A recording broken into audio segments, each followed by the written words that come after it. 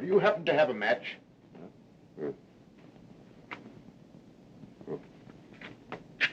Say, where you come from? This building is closed. Thank you. We'll have you the correct time.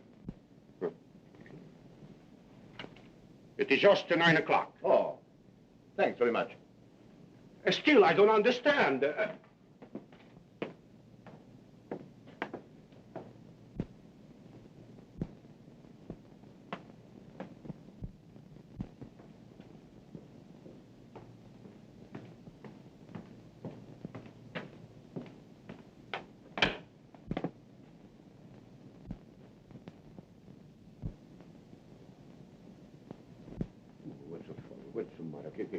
What's your ubriaco?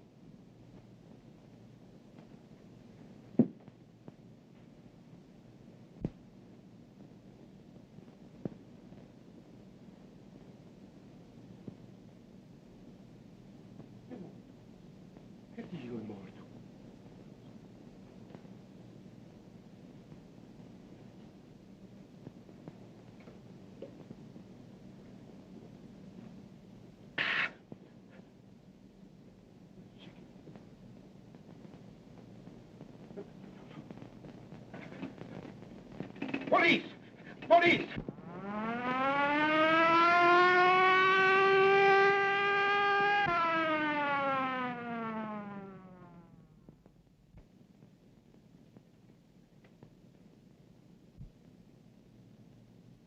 Death was caused by strangulation, Inspector. The murderer had powerful hands, and he knew what he was doing. How long has he been dead? I should say about an hour. What's your name? Luigi Bacigalupa. All right, Louis. What do you know about this? Me? I don't know nothing. I only know what I say over the phone. Well, let's have your story. Well, I knew something terrible was going to happen tonight. So you knew something, huh? Oh, Mike, what's exciting? Why, there's been a... Oh, yeah. I see.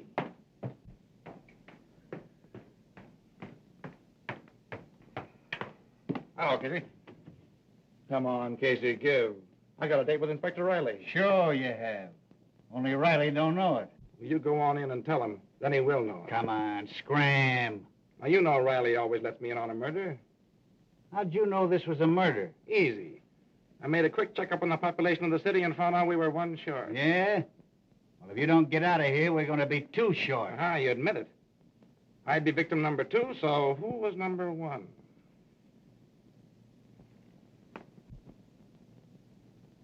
Garfield. Garfield. Where did I read something about him today? Now listen here. I remember. The Garfield Investment Company was petitioned into bankruptcy this morning. Another stockbroker got in the way of all flesh. Another stockbroker? Say, Casey, run in and tell Riley I gotta see him. I got a clue. But Come on now, Casey, come on. I'm sorry, sir, but that Burton guy from the Chronicle is outside. You mean inside? Now listen. All right, Casey. All right, boy. What are you doing here, Burton? Well, you know I always tag along with you on all your unsolved murders. I just thought I'd come along to see that you didn't break the record. Is that so? Well, don't break anything on this story till I tell you to, or there'll be trouble. Ah, you know me. All right, Casey.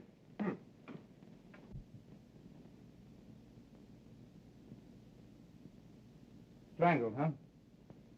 Just like the other cases. Yeah, that's not the only similarity either. When the murderer was leaving the building, he asked the janitor for a match and the time. Yeah? The fourth case we've had just like this in a month. Clues are all the same, and they lead no place. I think we've got a clue. What do you mean?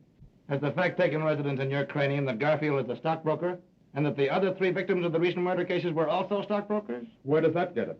Why, gives a tip on the kind of man to look for. Instead of wasting your time on thugs, you can concentrate on the clients of Garfield and the other stockbrokers. Say, if we're going to suspect everybody in this country that's sore on stockbrokers, we're going to be getting out indictments for half the population of the United States. Hogan's right, as usual.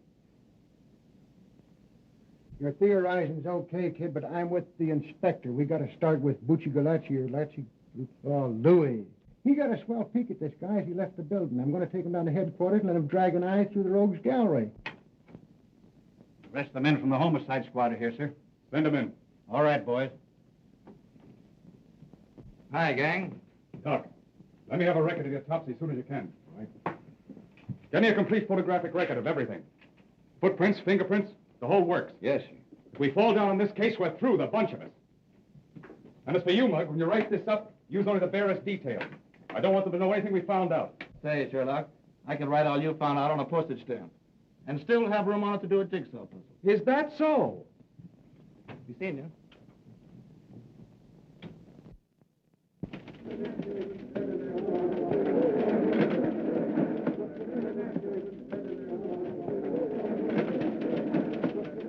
And that the opening of the opera season was a brilliant success is shown by the number of socially and financially prominent people who attended. The beautiful Mrs. Leland Gray Switzer lent a charming presence and was attired in a severe white evening gown covered by an ermine wrap. The lovely Miss Myrtle Hempstead was there also, and she wore a Running gown... pants, football cleats, and a spray of rhubarb. And a good time was had by all, because that worthless reporter from the Chronicle favored the gathering by his absence. As to what he was wearing, he was just wearing on everyone. How many times have I asked you not to spoil my record? About as many times I've asked you to marry me. Only up and up, Jerry. How about it? We get a place and raise some chickens? What do you say? Huh? Oh, Jack, I have so much to do. Go away. There you are. Marry me and I'll do all your work for you. I overheard the city editor say this morning that as far as your work was concerned, well, you better snap into it. Oh, yeah? For you, Miss Crane. Thanks.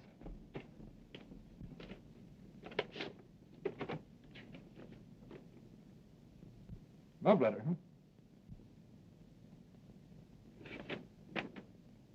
No, it's from Mother. Same old thing. Doctors, bills. I just can't seem to get anywhere. You're carrying too much of a load, kid. Why don't you let me help you? No, Jack. I couldn't do that. But if we got married, I'd have the right The right to let me saddle you with all my burdens. Is that it? Say, nothing connected with you could be a burden. You know I'm crazy about you. You've got enough on your shoulders looking after yourself, Jack. What's the matter? Don't you think I'm going to get any place? Not unless you settle down to some sort of serious work. You know, you can write a story with more punch and drama than anybody else in the game. Yet all you do is waste your time in sensationalism. Murders, kidnappers, frame-up, scandal. Well, these guys like Winchell don't do so bad. You're no Winchell, yes. Say, the only difference between me and Winchell is that he's been around more places than I have. But I'm catching up on him fast. Mm-hmm. Yeah. What do you think of the swell little murder we had last night, huh? Now, there you are. You would think that a murder were a show or something. Well, this one's going to be a show. It'll rock the town before it's through. Well, well, Philo Vance himself, in person.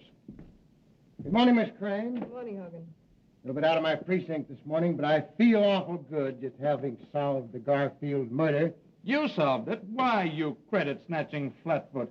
You know it was my idea to have the janitor look through the pictures in the morgue room. Say, if I hadn't agreed to Louis coming down to the Chronicle, what good would your hunch have been? You mean they've caught Garfield's murderer? Yeah, got him in jail now. Congratulations, Mr. Hogan. That was pretty quick work, wasn't it? But listen to me, they'd had that guy in the Hoosgow 6 hours sooner. Say, what's the matter with you?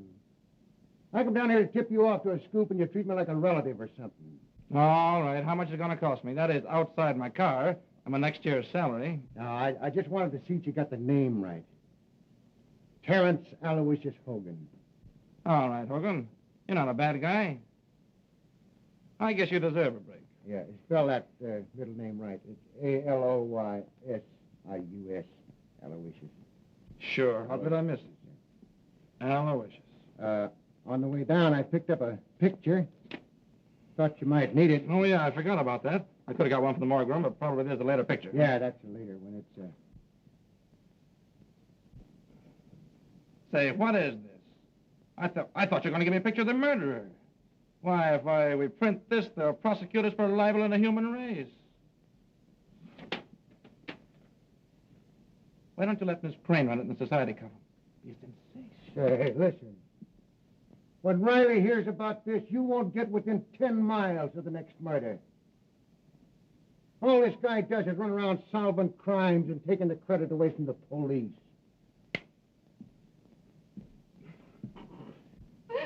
Poor Hogan. He means well, but he just ain't bright. Say, kid, what do you know about this big shot Breen, anyway? You mean Jerome Breen? Yeah, that's the baby. He's been giving the socialites an awful play lately. It's more in your line than mine. Well, I haven't got time to look him up in the files just now. Let me see. He came to town about 2 years ago. Mm-hmm.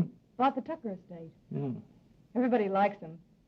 He's given thousands of dollars to charity and all that sort of thing. Boy, what a yarn for the front page this'll make. What's Breen been doing to get himself on the front page? Oh, he's the guy that killed Garfield and a few others, probably. Why, Jack, that's ridiculous. Jerome Breen isn't the sort of man who would murder anyone. No? Well, Louis, the janitor, possibly identified him as the man who was prowling around the building the night Garfield was strangled. Have you seen Mr. Breen? What does he say? Sure, I was with the squad when they picked him up. Naturally denies it, they always do. Jack, I think it's terrible to arrest a prominent man like Mr. Breen on so little evidence. Yeah? Well, we're going to have a whole lot more evidence before we get through. Now I see it. Just because you and the police department have a lot of unsolved murders on your hands, you're going to pin it on a man who's done more for this city than all the police and the newspapers put together. Say, why are you so hot for this fellow Breen, anyway? Because I know all the good he's done. His donation to charity, orphanages, hospitals. Yeah, that's a new gag nowadays. Charity covers a multitude of murders. It says here that the man the janitor identified spoke to him, right? Right. Well, perhaps you're forgetting the fact that Jerome Breen is both deaf and dumb. No, I know all about that. I interviewed him once. I had a hunch that he could do something with those hands besides talk with them. Jack, can't you see how your work is warping your mind? Why, all you're becoming is a trafficker in ruined reputations. Yep, me and Simon McGree. You see? It all comes back to what I said in the first place. We're always arguing. We can never agree on anything. The only thing for us to do is to get married. With your cruel attitude towards people, I wouldn't marry you if you were the last man in the world. Baby, if I were the last man in the world, I'll say you wouldn't marry me. You'd be run over in the stampede. Why, you...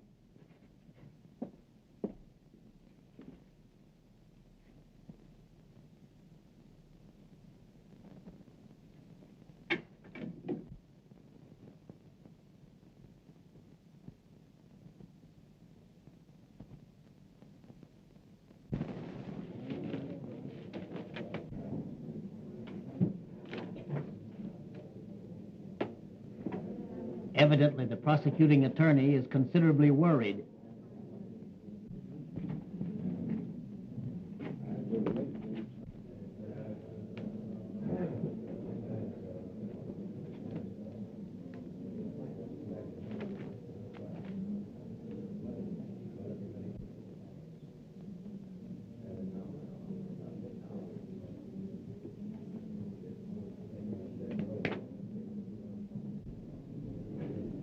Mr. Breen says that if the prosecuting attorney has any hopes of winning the case, he should be worried.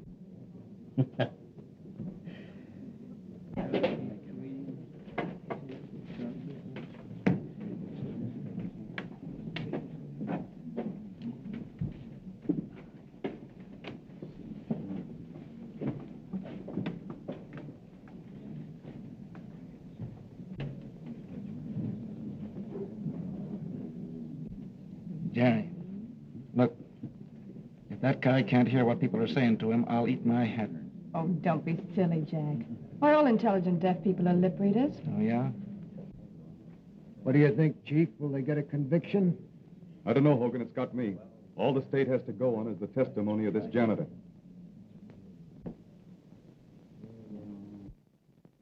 And every woman in town believes he's innocent. Well, I was talking to the president of the Ladies' Auxiliary, and even she said that this trial was nothing more than persecution. Well, I don't blame them. They've been reading those soft soap articles of yours about poor Mr. Breen. But what about your stories? Calling him the Sphinx and everything. Well, Hey, the Supreme Court of New York now in session. The Honorable George Warren, Judge, presiding. Be seated. Continue. And when I have found the body, I call for the police. If you were to see this man again, would you recognize him? Sure. I have seen him again. You have? Where?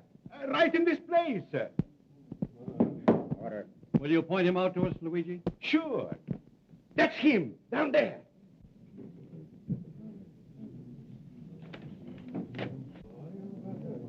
Order. You're quite sure that you couldn't be mistaken? Sure. I saw him with my own eyes, and I heard him with my own ears. That's all. Your witness.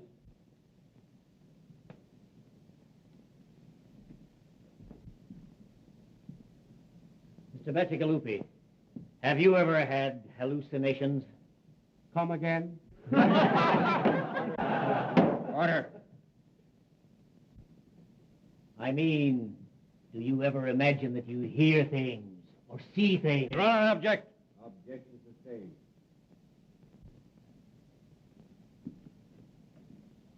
Mr. Bacigalupi, you are positive that you heard Mr. Breen speak to you? Yes, sir. Suppose I should prove that it would be impossible for Mr. Breen to speak. Was you there?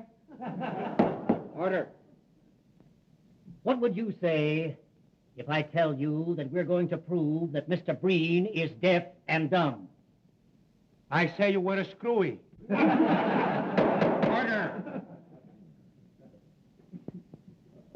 You take a drink now and then, don't you? Sure. I have the cold almost all of the time. It was cold the night of the murder, as I recall. Maybe you took a few drinks of whiskey to warm you up. No, sir. No. Think now. That was 6 weeks ago. How can you be so sure? You mean I am sure that it wasn't a whiskey? Yes. I never took a drink of whiskey in all my life. What? It was a gin. Order.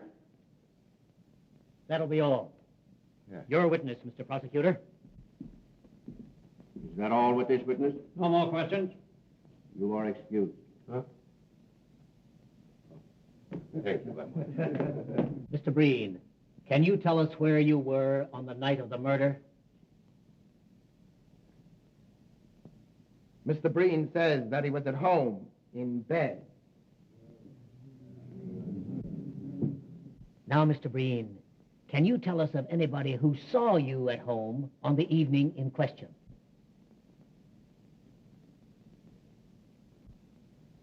Mr. Breen says that I was at his house at the time. All right, Mr. Jenks. We'll get your testimony later. That will be all, Mr. Breen.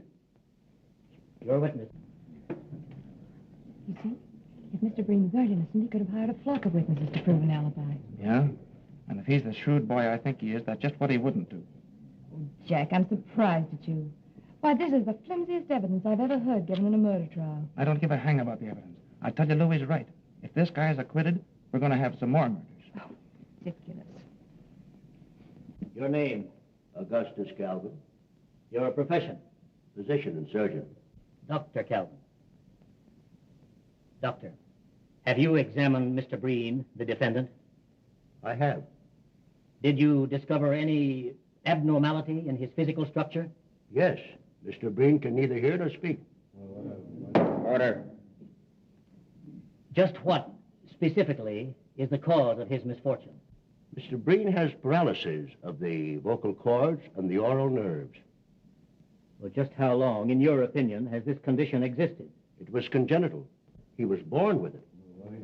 Order. Thank you. That'll be all. Your witness. The court, please. I move a recess until physicians appointed by the court have had an opportunity of examining the defendant. Motion granted. Court adjourned until 10 o'clock tomorrow morning.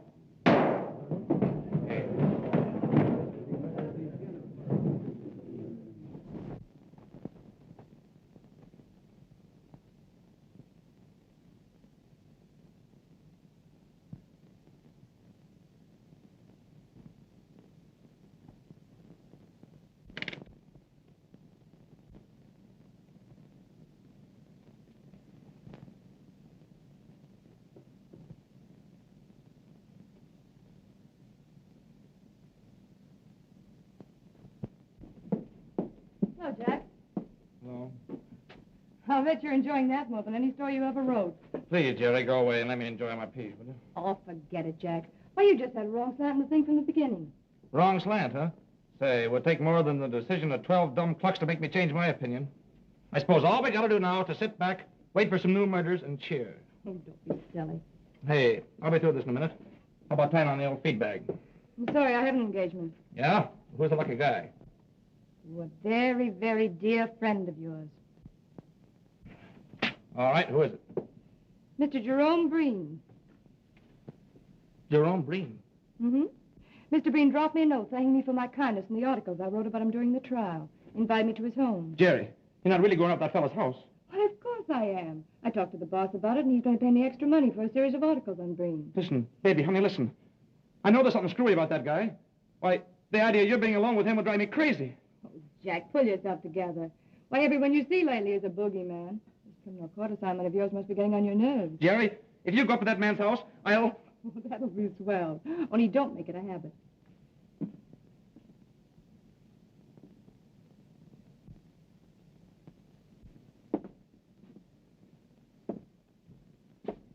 You, Mr. Burton?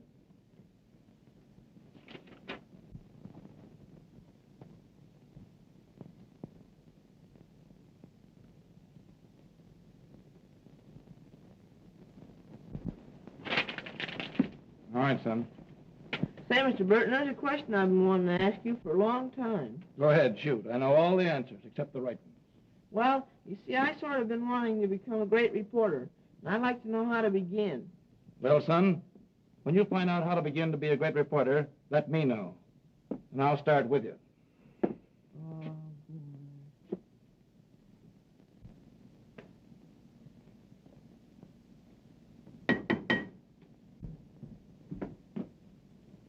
How do you do?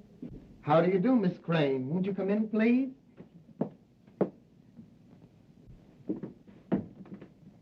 If you please.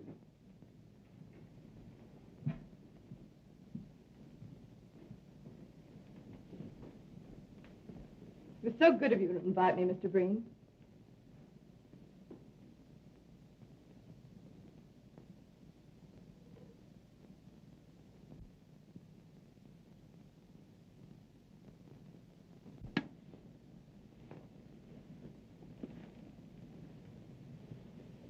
It's a lovely house you have here.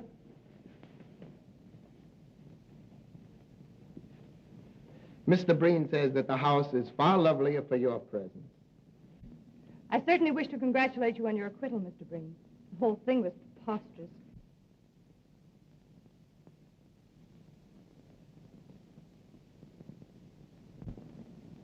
Mr. Breen says that your articles in the Chronicle were more effective than anything else in showing how preposterous the accusation really was.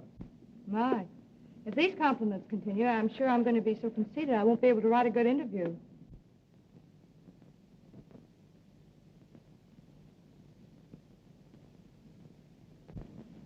Well, why write one then? And Mr. Breen is afraid that an interview with him will have one boring necessity. I don't understand.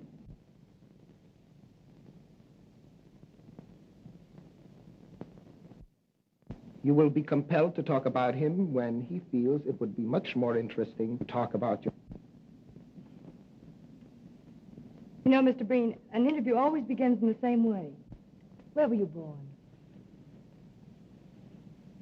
Mr. Breen has jotted down some of the facts of his life that might be of interest to your public.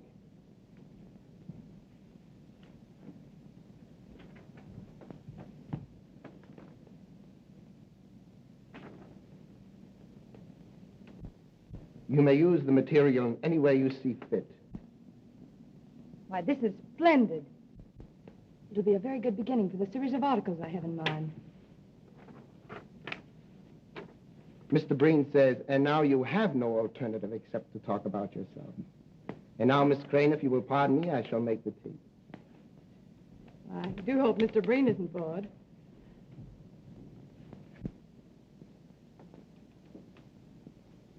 Hey, Tony, Yes, sir. fill him up again.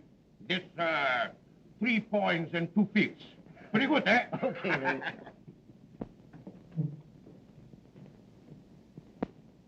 There you are, Ah, thank you. Hello, Louis. Hello, Mr. Burton. Well, when'd you give up drinking gin? Me first drink the wine, then the prohibition she comes, and me and all the good American citizens drink the gin. Then the law, he says, we must drink the beer. So me, Luigi Bacigalupe, drink the beer. Have one on me, huh? No, thanks. I'm not drinking. Kind of worried. What are you worried about? I am worried too.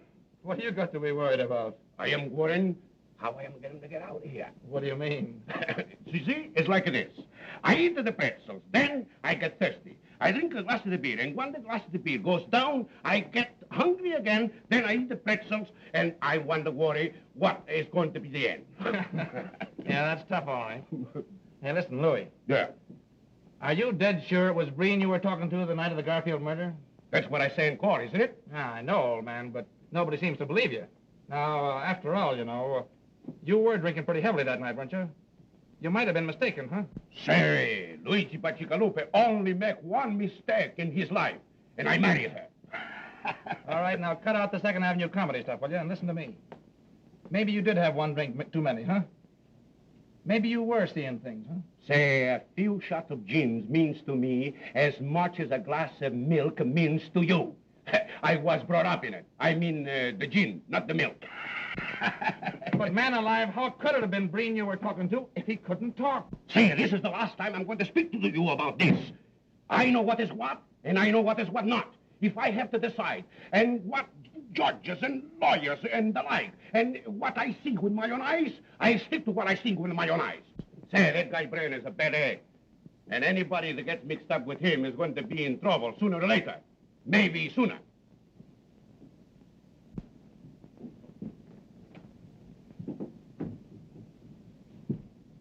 I don't believe Mr. Breen was expecting you, Mr. Werner. Well, I've got to see him. I'll wait. All right. But you must meet Mother sometime, Mr. Breen. I know you'd like her.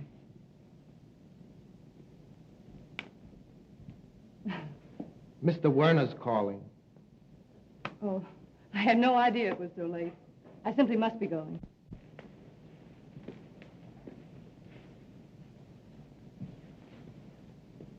Mr. Breen says he hopes you will come often. He is very lonely. You're very kind. And it is so restful here. I'm afraid I'll wear out my welcome. Thank you. Goodbye.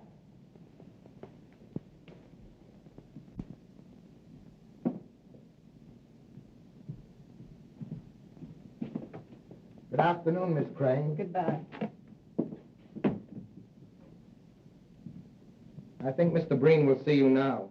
You bet he'll see me. If he knows what's good for him.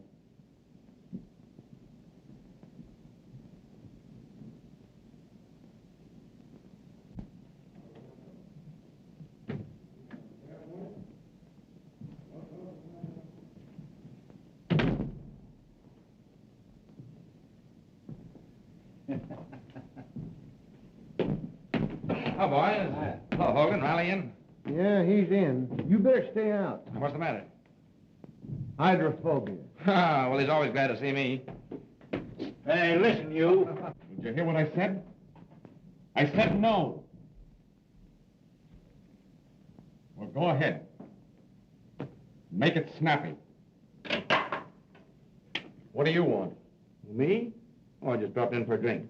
You know better than to drop into a police station for a drink? I don't know what this country's coming to when a guy can't get a drink in a police station. Come on, Scram, I'm busy. That's all right. You're not bothering me. See where your girlfriend Jerry's playing around with your old pal Breen. Yeah, that's what's got me worried. Why don't you do something about it? I can't, Jim. I've talked to her till I'm blue in the face, but you know how a dame is. The more you knock a guy, the more she's for him. I'm sorry for you, kid, but I get grief of my own. I'm not in so strong with the police commission.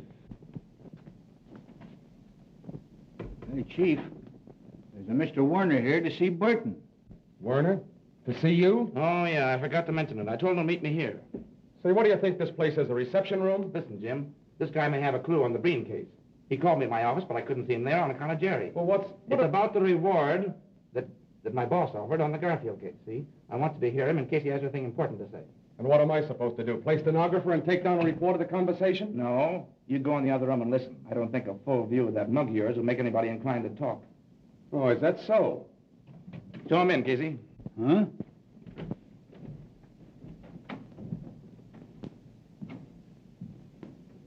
Hello, Mr. Winter. All right. Have a seat.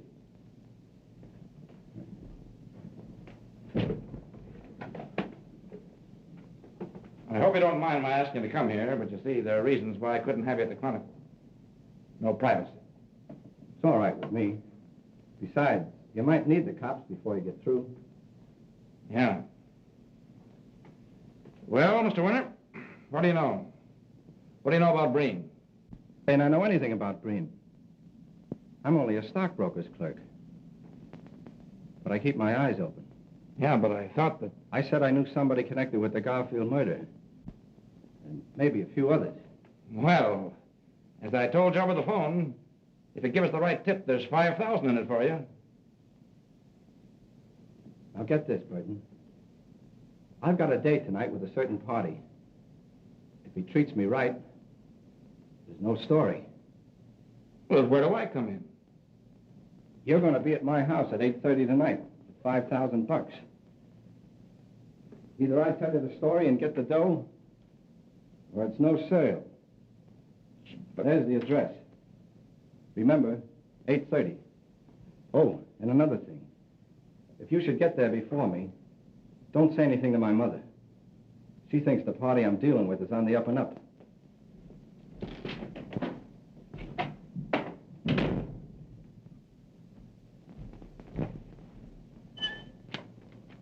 Well? We'll be there tonight at 8:30.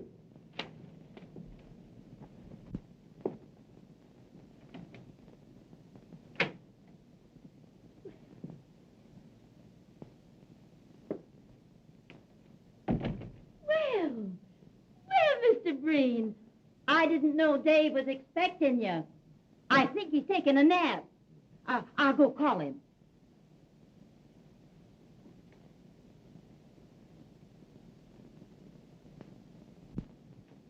Oh, yes, upstairs.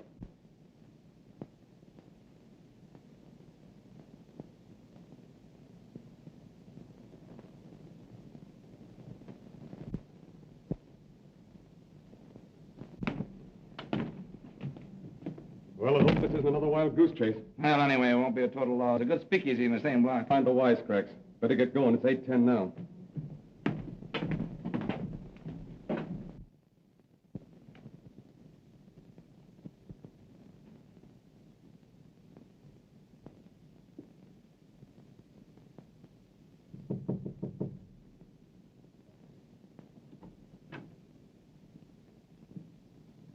Mrs. Werner, do you happen to have the correct time?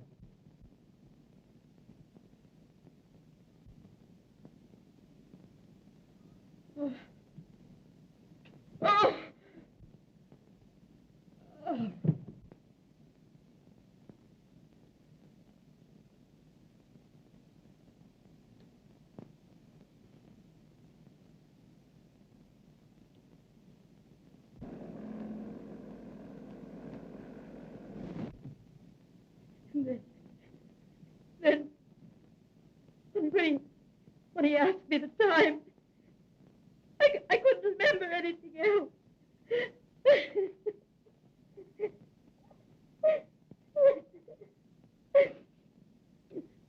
Oh, let me go up to him. No, you mustn't do that, Miss Werner, please.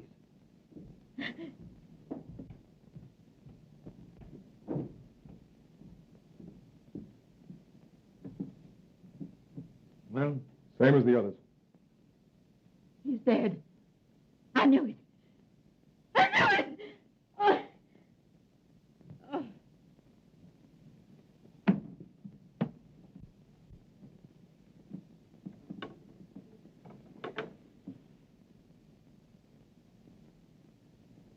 What are we going to do? Undoubtedly, Werner knew Breen's secret. That's why Breen did away with him. Yeah, that's right. We're going to that skunk's house. Hey, what about her? We'll take her to the neighbors. Come on.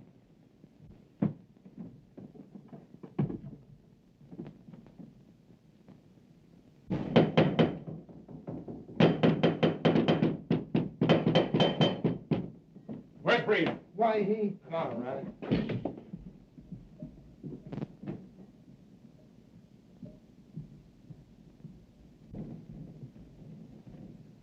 Get up, Breen. I want to talk to you. I say, sir, you've no right. Shut up, you. I'll make my own right. Breen, you murdered Werner. We've got the goods on you.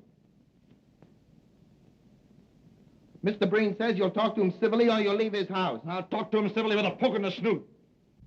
Breen, a man named Werner was murdered tonight. His mother will testify that you did it.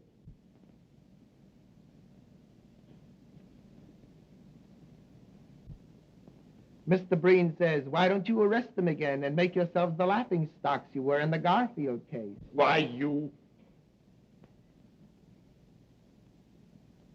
If you're innocent, how do you explain the people who will identify you as the man on the scene of the crime?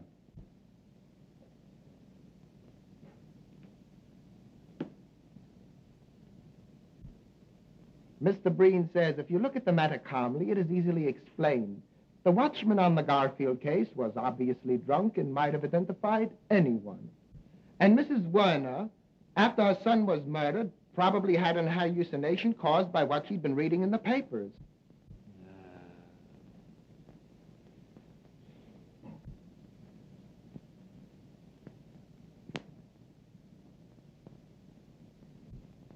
Mr. Breen is very sorry to hear of young Werner's death. He liked the boy immensely, and he will do all he can in order to help to bring the murderer to justice. Thanks. Breen, where were you tonight at 8:30? Mr. Breen has had a very bad cold. He lay down at 6 o'clock and slept until the gentleman wakened him. Uh-huh.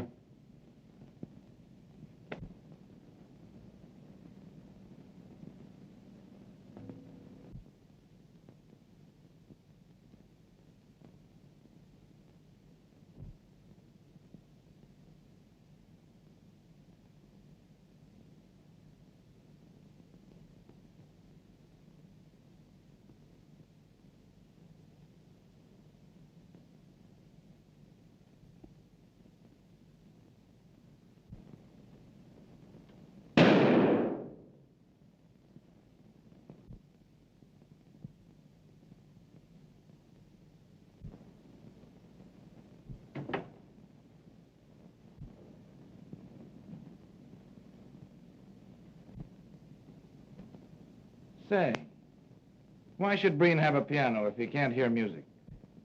Mr. Breen has the piano for the enjoyment of his guests. Oh, yeah.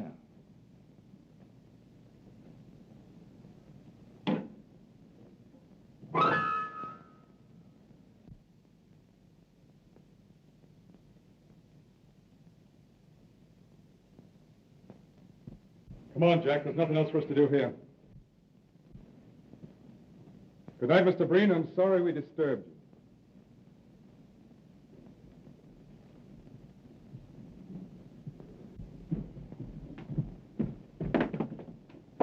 Good night, gentlemen. Say,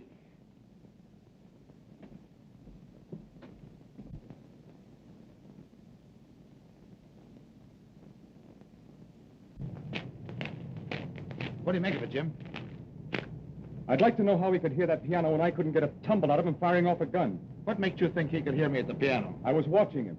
He heard you all right. Where does that get us? It gives me an idea. I'm going to sleep on it, and if I feel the same way in the morning, I'm putting the squad over here for a showdown. Yeah, but Chief. See me at my office at 9 o'clock in the morning. Well, listen, can't you give me a tip of some kind? Don't want to discuss it. That's all I've got to say. Well, now, listen, you know, I've been...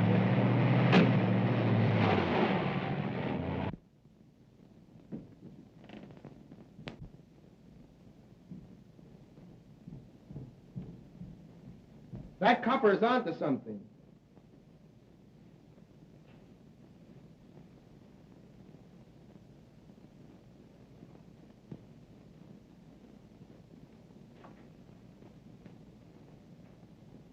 I also found out that reporter guy is sweet on the Crane dame. If you don't look out, you're going to spoil a swell racket just on account of a skirt.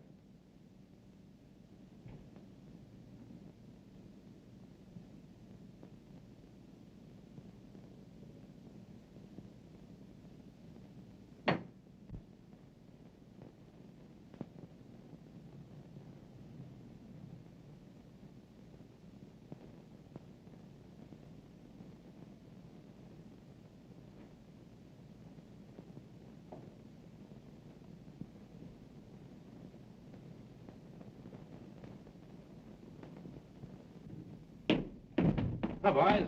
Hi, Casey. Hey, wait a minute. Who do you want to see? Oh, Riley. I got a date with him this morning. Well, you won't see him. Yeah, who says so? I say so. He's dead. Riley. Dead? Yeah. The chief was found murdered early this morning. But where? How? You'll have to ask Hogan. He's been put in charge of the precinct. I should have known it. Riley was on the Breen. He had to get him.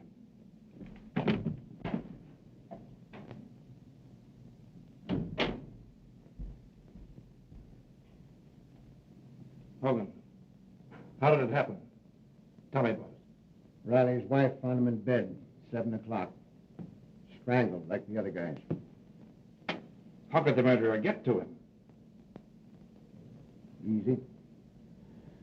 Alleyway and a fire escape leading to his bedroom window. Now I know it's Breen. Yeah? What are you going to do about it? Can't get anything on him.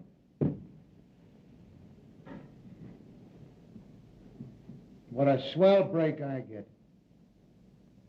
For 15 years, I've laid for this inspectorship, and now they hand it to me with 5 unsolved murders staring me in the face. What's the police commission got to say? They give me 2 weeks to find the murderer of Riley, or I'm canned. You can send in your resignation right now. You get anything on Breen, he'll take care of you just as quick as he took care of Riley. Yeah.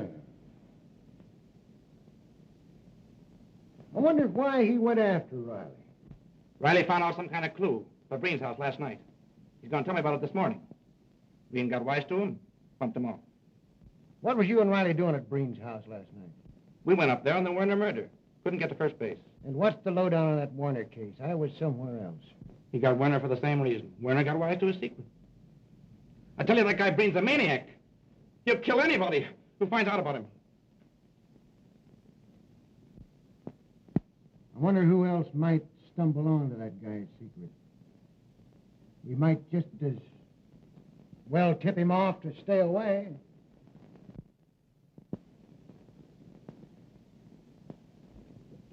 Jerry Crane.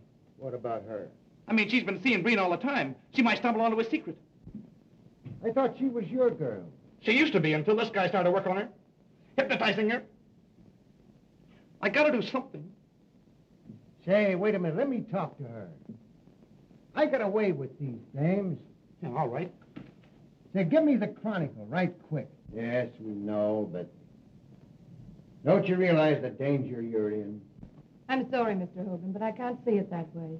Why, I know Mr. Breen better than any of you. He couldn't possibly be guilty of the things you're talking about.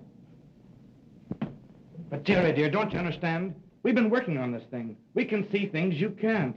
Jack, you should know better.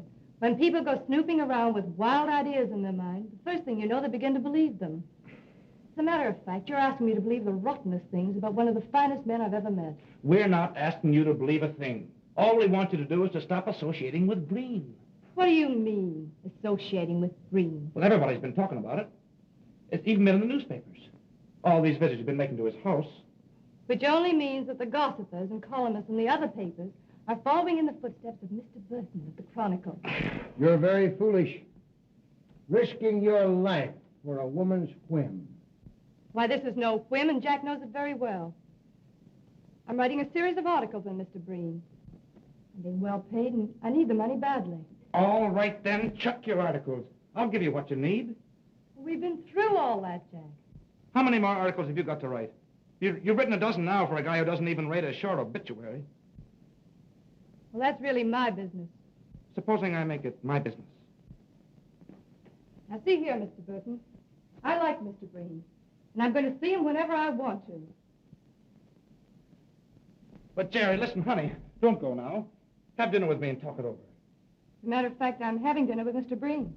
What? Don't you realize that bird has bumped off 2 men in the last 24 hours? Don't that mean anything to you? What? Yes.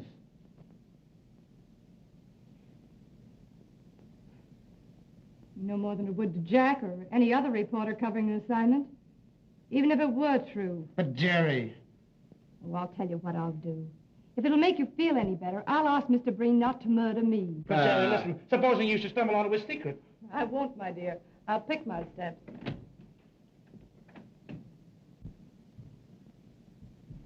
Hogan, I don't care what she says. She's liable to go up to the house tonight and never be heard of again. Send Casey in here. We've got to do something. Calm down now and let me handle this, will you? You want me, Chief? Yeah, I want you and Sullivan to watch that Breen house. Jerry Crane's going over there tonight. If anything suspicious happens, telephone me here. Oh, thanks, Hogan. You're a pal. I'll go along with the boys and help them cover the house. Yeah, and I'm going to get into a jam over this. It's against the commissioner's order to have anybody watching us is suspected of a felony. Felony? Say, what do you think this is, a picnic? I don't like dames. I never did like dames. I'm going to get canned for protecting one when I ought to be giving her a good swift kick in the slacks. You're right, Chief.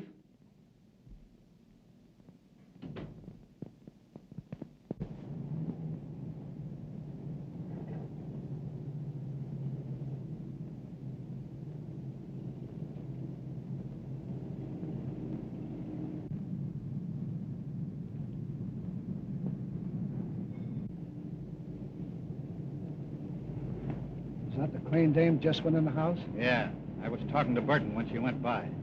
Just our luck. She's a good-looking dame. We'll liable to have to wait here for hours. Well, it's Hogan's orders. You better keep circling the block.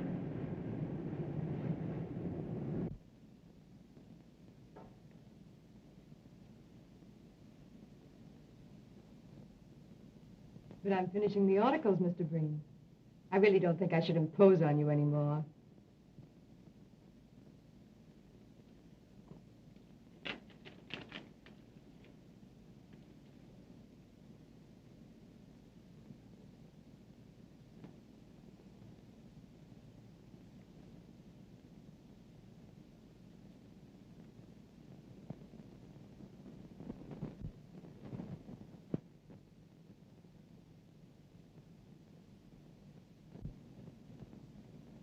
I can't see any reason why I should stop coming up here. You seem like an old friend whom I've known for years.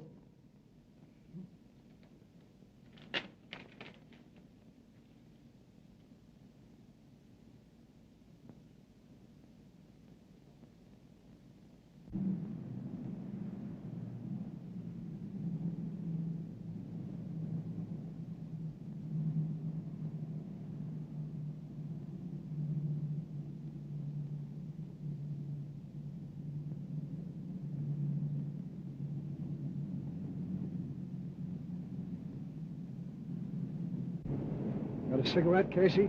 Sure.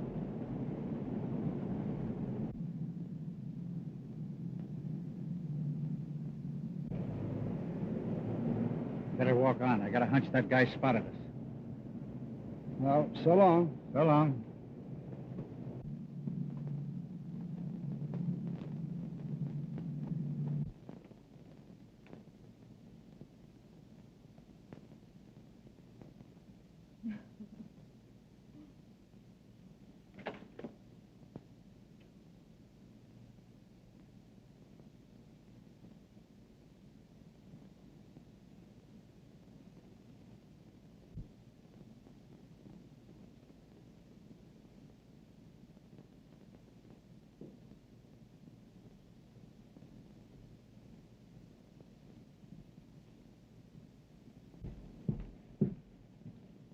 I told you about that dame.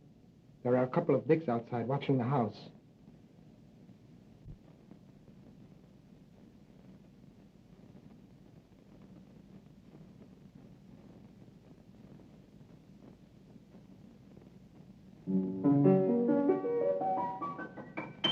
I told you.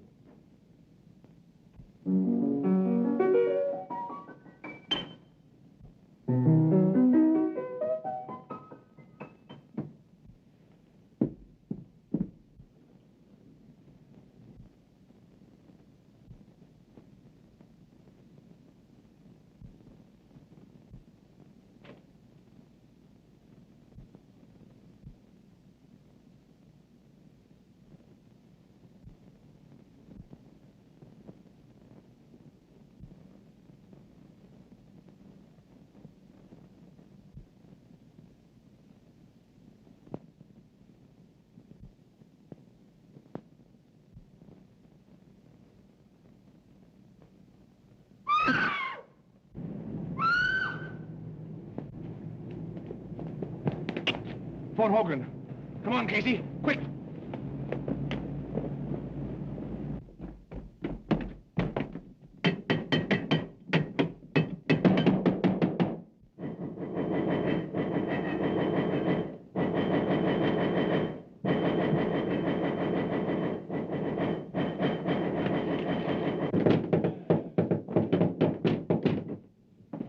Gentlemen. Get in there.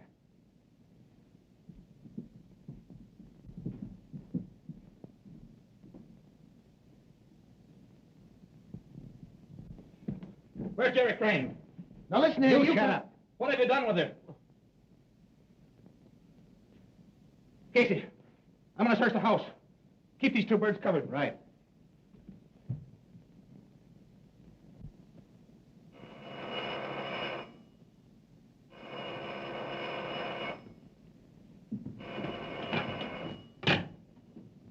Hello? Hello? Yeah, Hogan? I'll have the squad right there. Get on the way, boys. Get on your toes. We're leaving. We're on our way.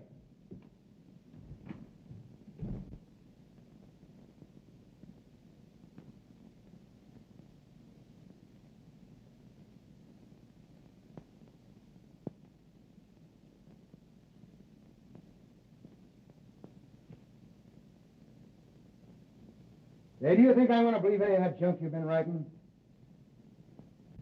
Now, look here, I'm going to get the truth out of you if I have to choke it out of you.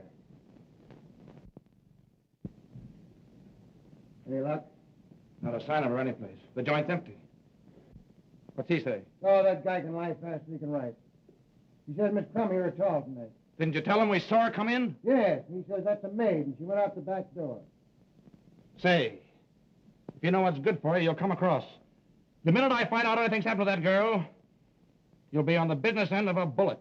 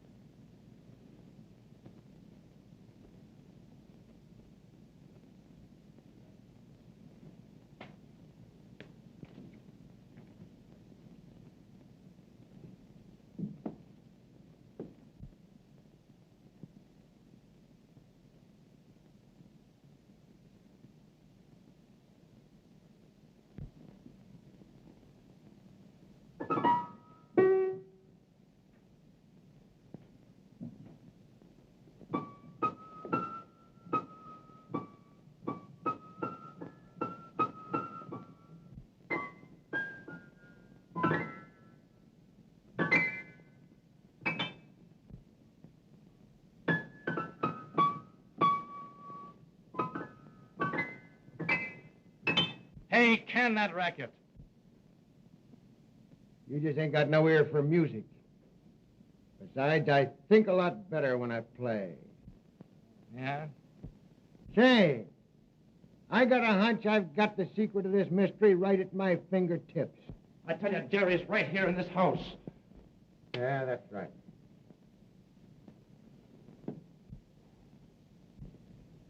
Say, didn't Riley say something about getting a clue around here? Yeah, he said something about Breen being able to hear the piano. Yeah.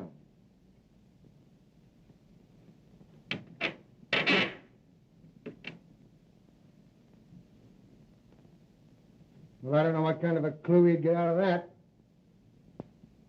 Yeah. Whoopsie.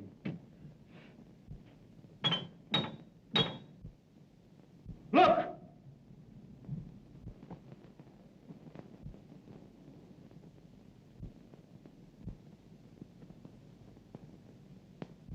Get that guy!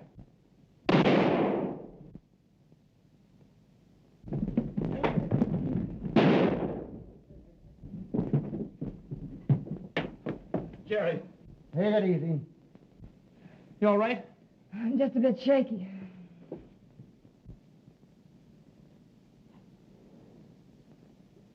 Yeah, you take it easy there, boy.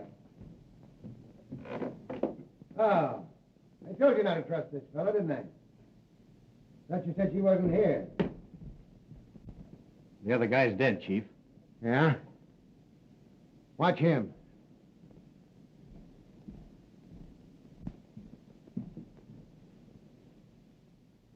Well.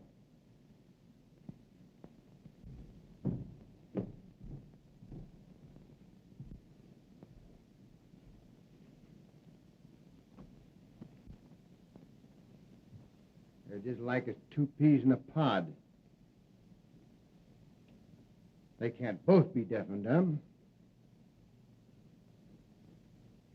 I wonder which one of them we plugged. Hey, can you talk or can't you? Now, I'm going to tell you right now, I won't believe a word you say. All right, gentlemen. I'm ready to talk. It's my duty to tell you that anything you might say will be used against you. Nothing will ever be used against me. No? Well, begin, and don't talk so much. Well, we're waiting. The mystery of the Sphinx, as you gentlemen of the press have done me the honor of calling me, should now be really quite obvious.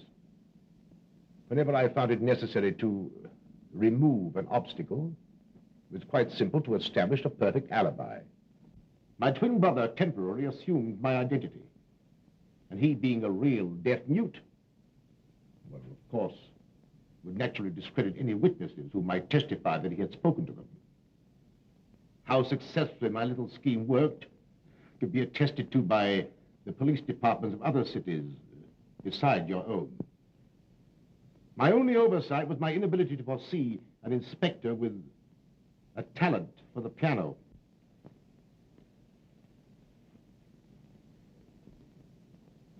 So you admit that you got Garfield, eh? Unfortunately, I did. I formed a stock pool with 4 other brokers with Garfield. They didn't like the way I did business and threatened to go to the district attorney. Well, I had to protect myself. Why, of course. And Werner and Riley, what about them? Werner was a skunk. He tried to double-cross me. Riley got suspicious about the piano. And Jenks, was he in on this? Where is that guy? Jenks is miles away by now. Suppose you ask him. You won't talk, eh? Well, suppose we get going before you get a chance to get miles away. Snap 'em on him.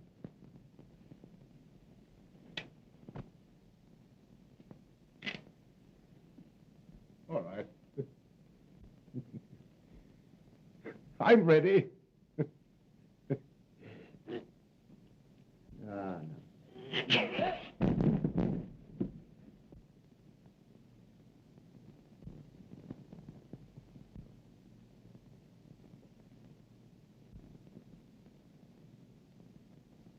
He's dead.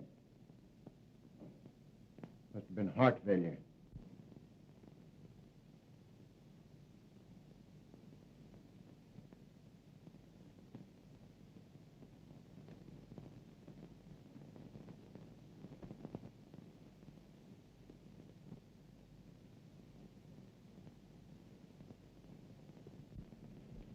There you are.